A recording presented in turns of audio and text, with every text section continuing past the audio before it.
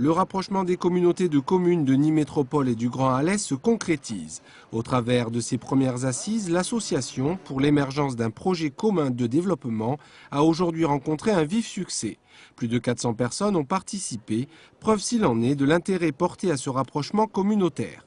C'est pas 1000 feuilles supplémentaires, je crois que chacun reste président de son agglomération. C'est une association, effectivement, pour faire émerger des projets en matière d'aménagement de territoire, en matière de transport. On sait qu'il y a des problèmes en matière de communication routière ou ferroviaire entre Alès et Nîmes, donc il y a des solutions à y apporter pour aller plus vite. Organisées autour d'ateliers, ces assises ont permis de définir des pistes de réflexion dans différents domaines. Tourisme, logement, formation, risque ou transport. Et parmi les projets concrets, le désengorgement de Nîmes avec la rocade nord ou encore le désenclavement d'Alès avec la 2x2 voies. Je crois que je suis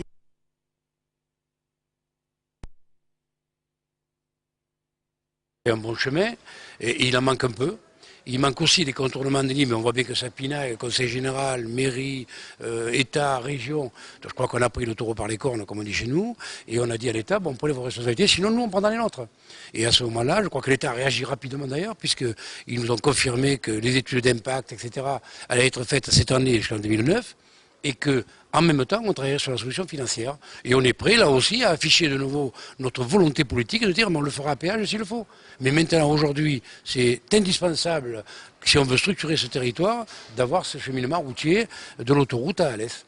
Une initiative commune doublée d'une démarche ambitieuse, celle de fédérer les différentes communautés de communes régionales afin d'atteindre une population de plus d'1 million d'habitants, propre à rayonner sur l'arc méditerranéen.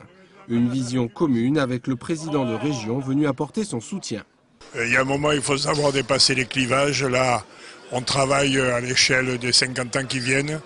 Et ce que font les maires de Nîmes et d'Alès, c'est vraiment quelque chose d'intelligent. C'est pour ça que je suis là. Bon, donc nous en France, nous avons déjà 4 communautés d'1 million d'habitants. C'est l'île Roubaix-Tourcoing, c'est le Grand Lyon, le Grand Marseille et le Grand Toulouse. Moi, j'essaie de faire la 5e communauté. Donc si on va de Sète à Alès, si on va de Nîmes à Metz, on peut réunir 1 million d'habitants. Ça reste petit à l'échelle du monde. À l'échelle de la France, ça devient notable et ça nous permet d'avoir voix au chapitre. Première constatation de ces assises, l'évolution des mentalités. Là où chacun prêchait auparavant pour sa paroisse, on raisonne désormais en extra-communautaire. Prochaine étape, la mise en place de projets concrets, d'ores et déjà encouragés par le Fonds européen de développement régional, avec sur la table une enveloppe de 5 millions d'euros.